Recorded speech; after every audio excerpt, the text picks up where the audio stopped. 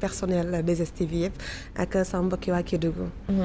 nga dëkk Kédougou nekk fa en tout cas di bokk ci li nga xamante ni ñi ngi doxal gox boobu tey nga ñëwoon étaluñu benn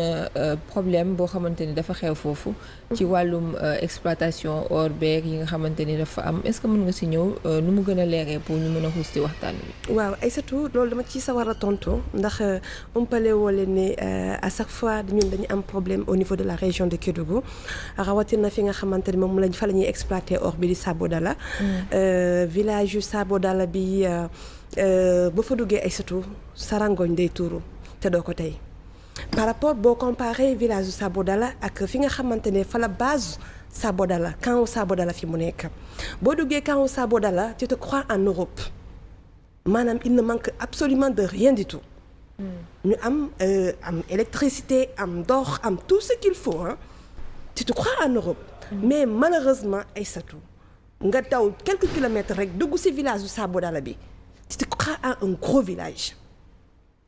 boo xamante ne la amul courant amul ndox amul infrastructure amul dara ba dara booloo jeex pauvreté extrême des femmes yoo xamante ne pour ñu am lu ñu añee wala am lu ñu ndekkee seen yére la ñuy fóot ci guddi gi paase ko dem jaay ko pour mën a jox seen njaboot lu ñu lekk. nga xool ci beneen côté bi nga gis ne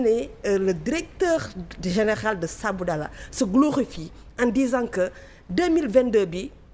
rapport 2021 bi exploité nañu plus de 12 tonnes d'or à Kédougou. am nañ plus de 460 milliards. et juste à côté am na ñoo xamante ne pour ñu am lu ñu añee wala lu ñu reere problème la ci ñoom Aïssatou. juste à côté c'est-à-dire yan village. village u Sabodala fi nga xamante ne fa la or bi di jógee laa la wax. fi nga xamante ne fa la or bi jógee. et pur Aïssatou pur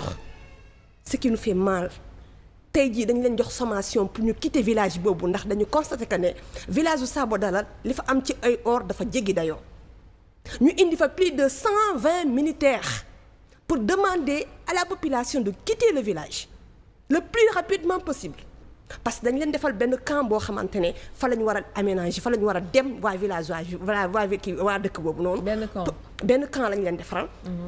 foo xamante ne ñoom fa la ñu war a dem juste parce que ñoom village bi ñu nekk seen souvenir bi seen armeel yi seen li nga xamante ne moom mooy seen jumaa ji yépp dañ ko war a terrasser ma jokkoo ak le maire de Sabodala que je salue de passage pour am confirmation ci information boobu ndax depuis 2017 ba léegi information boobu mi ngi jib mu ne ma effectivement Assou on doit quitter le village et le plus rapidement possible mois d'août bii la ñu war a quitter le village ma ne que léegi nu ngeen di def ak seeni morts te c'est ce qu'il m'a demandé ils nous ont demandé de repartir avec nos morts maanaam seen armeel ba dañu war a suul seen néew yi yóbbaale ko gis nga Aïssatou li xew Sénégal li xew précisément à Kédougou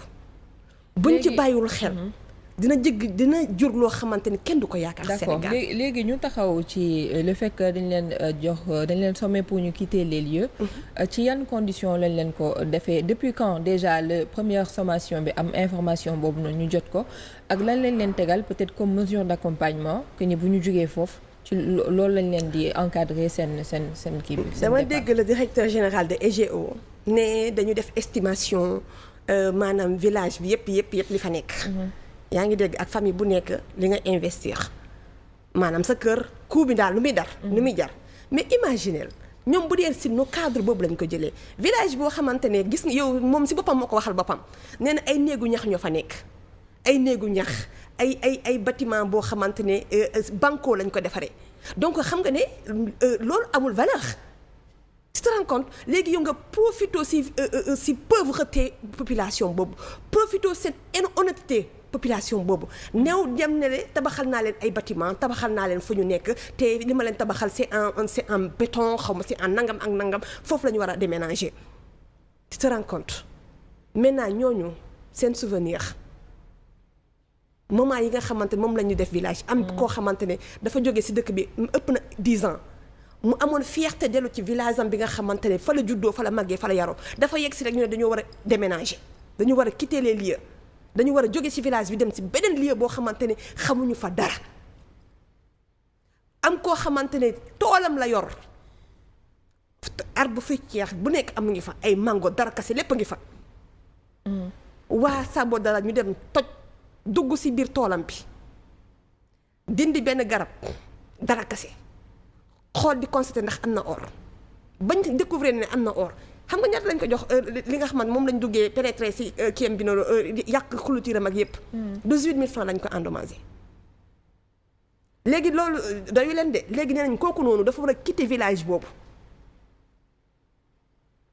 d'accord léegi maintenant à la place yéen lan ngeen est-ce que jot ngeen def déjà ay propositions parce que am na ay autorités le maire est là-bas moom lan la jotagum def ci situation bu mel noonu yéen population bi est-ce que jot ngeen